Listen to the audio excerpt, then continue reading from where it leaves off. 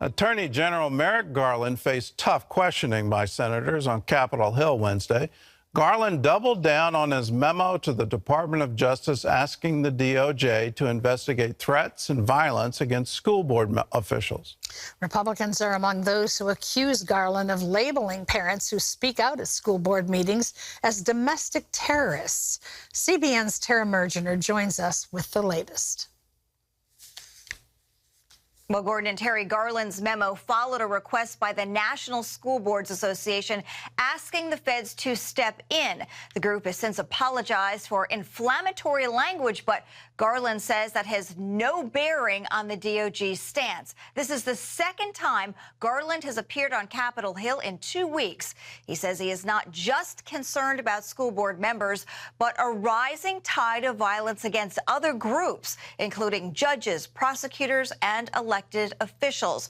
He insisted he never used the words domestic terrorists. When questioned by GOP lawmakers yesterday, senators put him on the spot about whether the goal is to intimidate parents into silence. Garland's memo did not detail what the threats of violence were, but may have accused him of targeting, GOP did anyway, of targeting parents for speaking out against mask mandates and questioning school curriculum at school board meetings.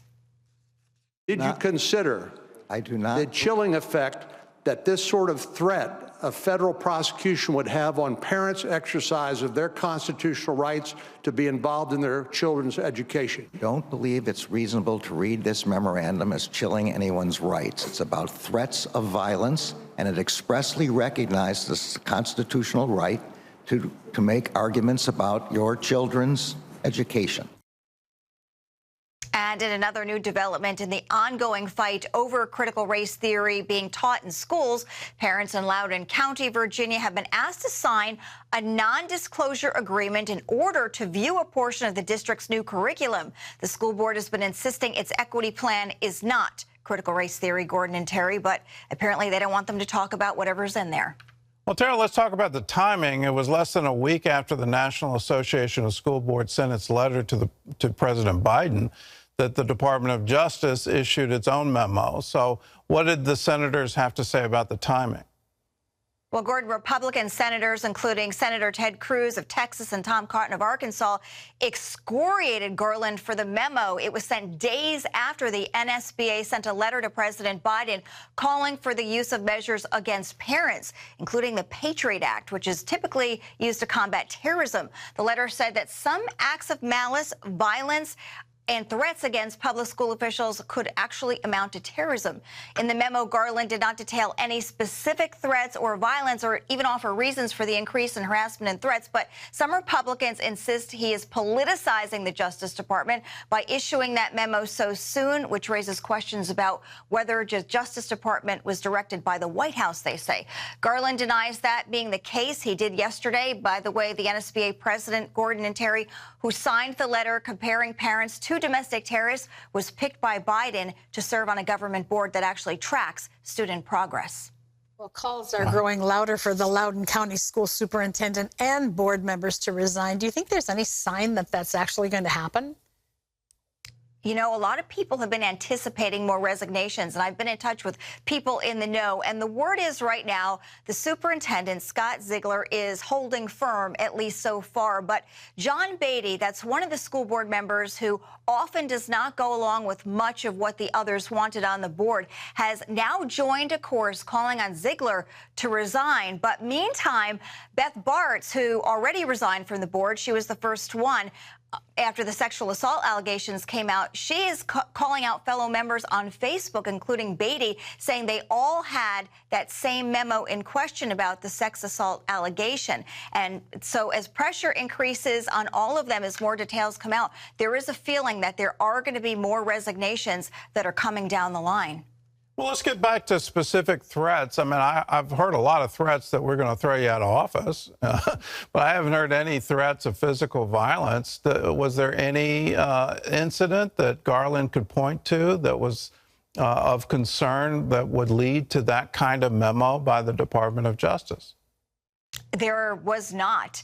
The Republican lawmakers pointed that out as well yesterday. There was no specific threats that actually led to this. So again, where the lawmakers are questioning the timing just a few days after the NSBA made the request to President Biden, and then Garland issues this memo. So again, the thinking is that the White House might be calling the shots here, but again, no specifics where they're, suddenly referring to parents as domestic terrorists.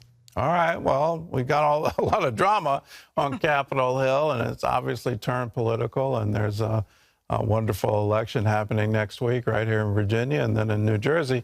So with all of that, there's a protest going by with Moms for America and other organizations. Tell us about that. Right. So there was one yesterday in front of the National School Board Association headquarters, and essentially a bunch of moms groups came together. They're encouraging other moms to advocate for their children by urging them to be investigators on the ground, to help them know if something makes them uncomfortable or if they don't think something is right at school, and then to come home and to let parents know. I'm not saying this is the case in Loudoun County, but you do hear stories across the country where kids have been told not to go home and mention anything to their parents. So the overwhelming message yesterday is that parents will not be silenced. They are concerned about the motivations behind everything going on and what their kids are being taught in school, from critical race theory to porn in textbooks being incorporated into the curriculum in what a lot of parents are calling a sneaky and underhanded way. So basically a group of, leading parents who are taking the lead on this and saying, come on along and help us take back control of our kids' education. All right. Well, Tara, thanks for joining us, and thanks for the insight. You can always get more on this story and more stories from around the world. All you have to do is download the CBN News app, and we're going to have special election coverage of both New Jersey and Virginia. Virginia's a remarkably tight race, and so you can get the latest vote totals county by county, and all of that will be available on the CBN News Channel app on election night.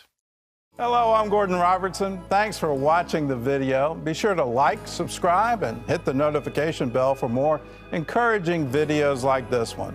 Welcome to the 700 Club Interactive family, and God bless you.